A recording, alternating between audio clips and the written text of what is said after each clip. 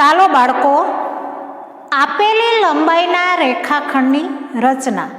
રેખાખંડની રચના કઈ રીતે કરવી? રેખાખંડથી તમે પરિચિત છો. કોઈ પણ બે બિંદુને જોડીએ તો આપણને શું મળે? રેખાખંડ. હવે સ્વાધ્યાય આપણે 14.2 લઈએ. માપપટ્ટીનો ઉપયોગ કરીને 7.3 સેન્ટીમીટર લંબાઈનો રેખાખંડ દોરો. તમારા કંપાસ બોક્સમાં માપપટ્ટી આપેલી છે. એનો ઉપયોગ કરીને, ફક્ત માપપટ્ટીનો ઉપયોગ કરીને જ રેખાખંડ દોરવાનો છે. તો કઈ રીતે દોરવો ચાલો આપણે જોઈએ. પહેલાં એક બિંદુ લેવાનું છે. આ બિંદુને એ નામ આપો. પછી માપપટ્ટીને આ રીતે રાખવાની છે. માપપટ્ટીને રાખ્યા પછી તમારે 7, અહીંથી તમે જોશો તો 7 ક્યાં આવે છે? એ 7 અને 7.2. 7 પછીના 2 કાપા આવે ત્યાં તમારે ટપકું કરવાનું છે. એટલે તમારે માપીને કરવાનું છે. બરાબર જુઓ, 0 થી 1 2 3 4 5 6 ને 7. 7 પછી 3 કાપા, 3 કાપા, એટલે કે એ રીતે આમ ટપકું કરવાનું છે.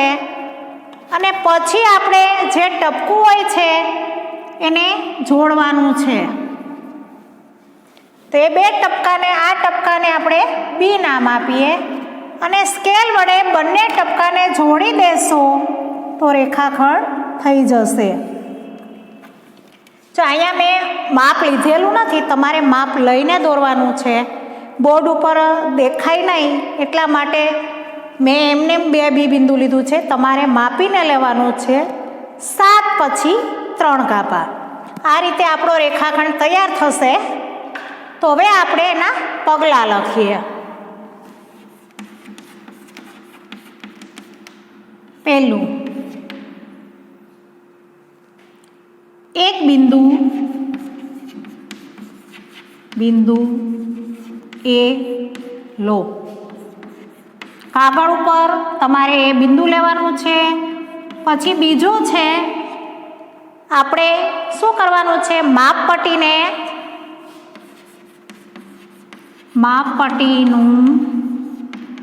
0 ને બિંદુ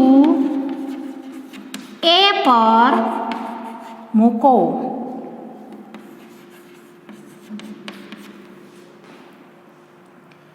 પછી માપપટ્ટી સીધી રાખી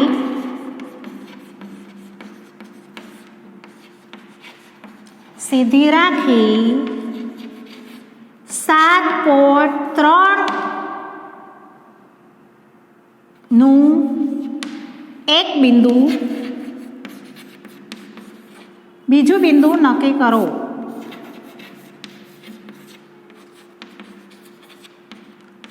કરો. પછી બિંદુ એ અને બિંદુ બી ને માપપટ્ટી વડે જોડો. આમ 7.3 સેન્ટીમીટર માપનો રેખાખંડ એબી માટે ઉપર લીટી કરાય. માપનો એબી રેખાખંડ તૈયાર થશે. હવે બીજા દાખલામાં આપણે માપપટ્ટી અને પરિકર બંનેનો ઉપયોગ કરવાનો છે. આમાં ફક્ત માપપટ્ટીનો ઉપયોગ કરવાનો છે. માપીને તમે ફેરબુકમાં દોરજો. દાખલા નંબર 2. માપપટ્ટી અને પરિકરના ઉપયોગથી 5.6 સેન્ટીમીટર લંબાઈનો રેખાખંડ દોરવાનો છે. પહેલાં આપણે માપપટ્ટીની મદદથી એક રેખા એલ દોરીએ.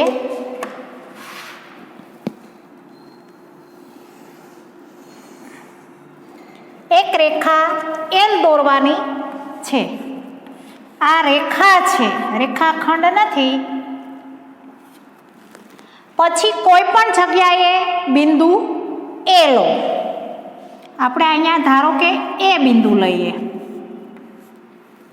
હવે પરિકરને માપપટ્ટી ઉપર મૂકવાનું છે. પરિકરને કેટલું પહોળું કરવાનું છે? આ અણી છે એને શૂન્ય ઉપર, અણી છે એને શૂન્ય ઉપર, અને જે પેન્સિલ તમારી છે એને 5.6, 5 પછીના 6 કાપા, એ રીતે તમારે માપ લેવાનું છે. બરાબર? એટલું તમારે પહોળું થઈ જાય. જો હું આમાં બોર્ડમાં ન દેખાય એટલે મોટું લઉં છું, તમારે માપે જ લેવાનું છે. 5 પછીના 6 કાપા એટલું તમારે પહોળું કરવાનું છે. પછી આની અણી છે ક્યાં રાખવાની છે? એ ઉપર. એ ઉપર અણી રાખી આ રીતે ચાપ દોરવાની છે. ચાપ રેખા એલને જ્યાં છેદે ત્યાં આપણે બી બિંદુને નામ આપીએ. તો આ જે એ બી જે આ રેખાખંડ છે એ 5.6 સેન્ટીમીટરનો થશે. હવે આપણે જે રીતે રેખાખંડ દોર્યો છે એ રીતે આપણે રચનાના પગલાં લખીએ. ચાલો લખીએ. રચનાના પગલાં. જો પગલાં આપણે જે રીતે દોરીએ છીએ એ જ રીતે હોય છે, એટલે કોઈ ગોખવાની કે ગભરાવાની જરૂર નથી. તમે કઈ રીતે દોર્યો? પહેલાં શું કર્યું હતું? માપપટ્ટી વડે રેખા એલ દોરો. પહેલાં આપણે રેખા દોરેલી હતી. રેખા એટલે બંને બાજુ તીર હોય. પછી બીજું, હવે આપણે શું લેવાનું છે? માપપટ્ટી અને પરિકર. માપપટ્ટીના શૂન્ય પર પરિકરની અણી અને 5.6 ઉપર પેન્સિલ રહે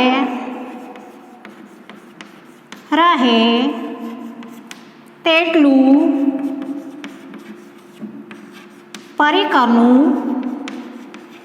માપ લો. માપ લેવાઈ જાય પછી શું કરવાનું છે? રેખા એલના એ બિંદુ ઉપર. ત્રીજું, રેખા એલ પર એ બિંદુ નક્કી કરો. હવે પરિકરની અણી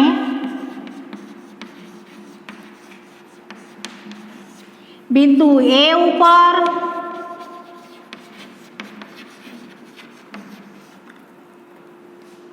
રહે તેમ અને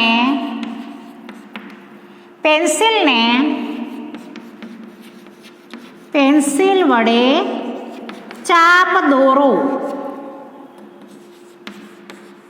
ચાપ દોરો એટલે એક બિંદુમાં છેદશે. ચાપ રેખા એલને જ્યાં છેદે ત્યાં બી બિંદુ નામ આપો.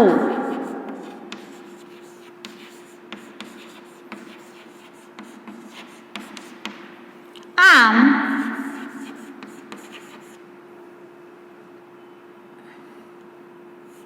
એ બી રેખાખંડ એ 5.6 સેન્ટીમીટર લંબાઈના રેખાખંડની રચના થશે.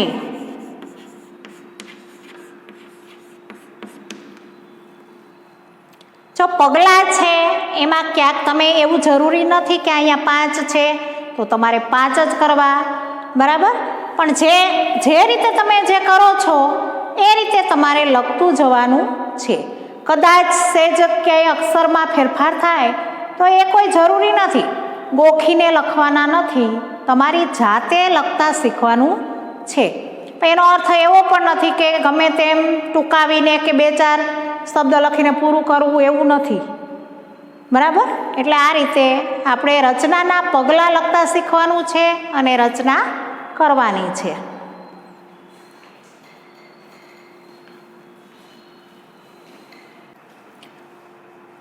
દાખલા નંબર 3, 7.8 સેન્ટીમીટર લંબાઈનો એબી રચો.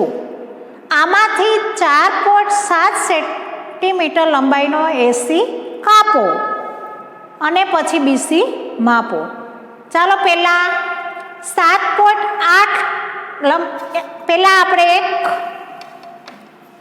રેખા દોરીએ. રેખા છે એનું નામ છે એન.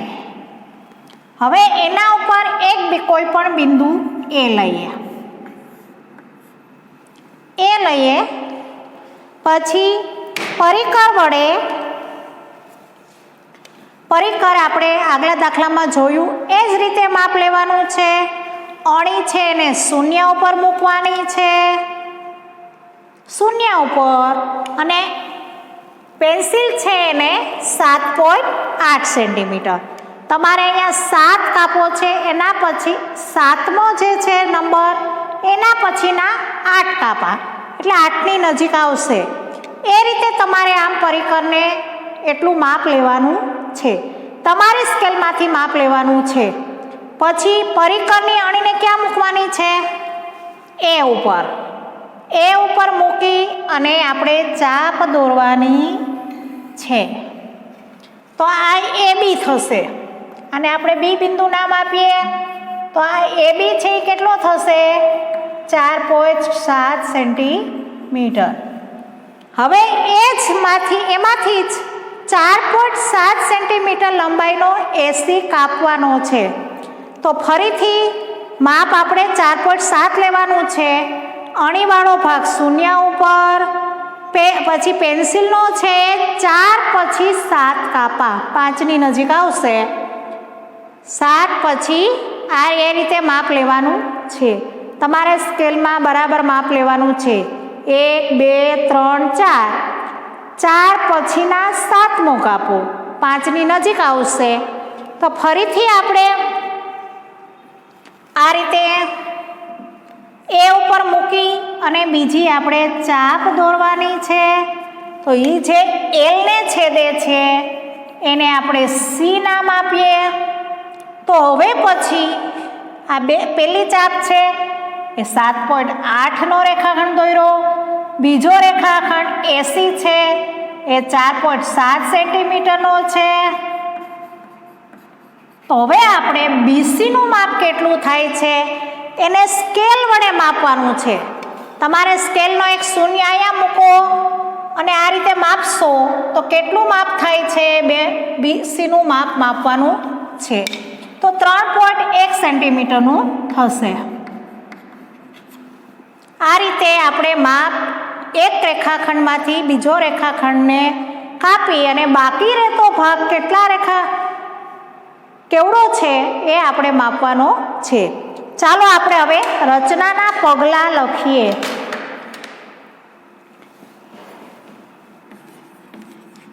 રચનાના પગલાં આપણે આગળ જોઈ ગયા એ જ રીતે પેલું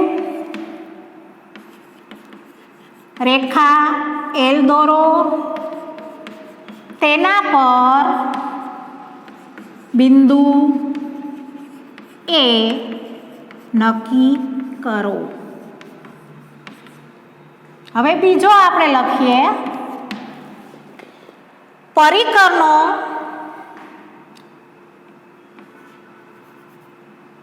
પરિકરને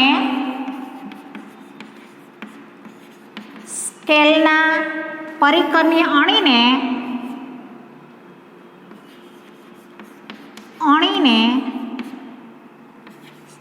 સ્કેલના શૂન્ય પર અને પેન્સિલને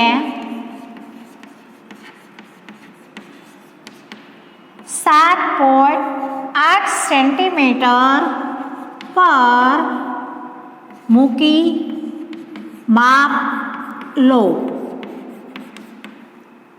હવે એના પછી પરિકરને આણે તેટલું જ માપ લઈ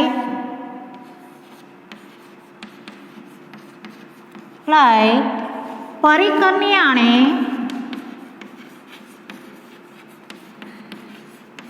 બિંદુ એ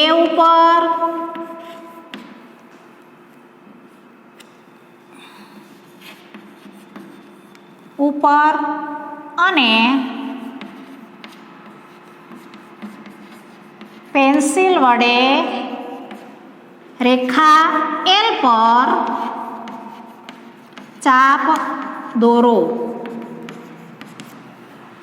ચાપ દોરશો એટલે છેદ બિંદુ મળશે. છેદ બિંદુને બી નામ આપો. આમ AB બરાબર 7.8 રેખાખંડ AB બરાબર 7.8 થશે. હવે એ જ રીતે રેખાખંડ 4.7 આનો કાપવાનો છે. આ જ રેખાખંડને કાપવાનો છે. હવે ફરીથી પરિકરની આણીને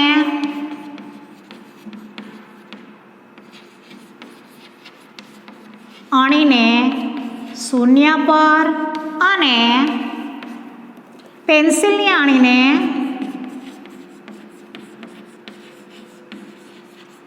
આણીને 4.7 સેન્ટીમીટર પર રાખી માપ લો.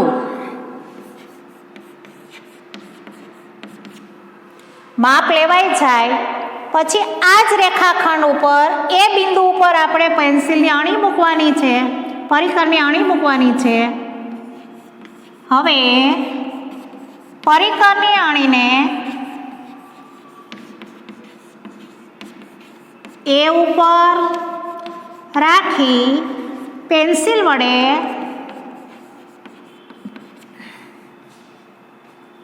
વડે ચાપ દોરો. છેદ બિંદુને સી કહો. આમ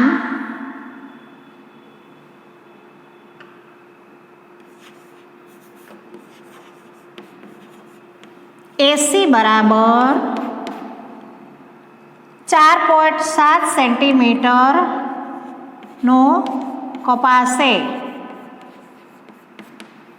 હવે સ્કેલ વડે BC ને માપતા 3.1 સેન્ટીમીટર થશે. સ્કેલ વડે માપવાનું છે તો તમને આ માપ જે છે એ 3.1 સેન્ટીમીટરનું થશે. આ રીતે મુદ્દા છે. જે રીતે તમે આકૃતિ દોરો છો એ રીતે લખવાની પ્રેક્ટિસ કરવાની છે. ગોખશો તો નહીં આવડે. એના કરતાં તમે વ્યવસ્થિત બે વખત લખશો તો આવડી જશે. ખાસ લખજો.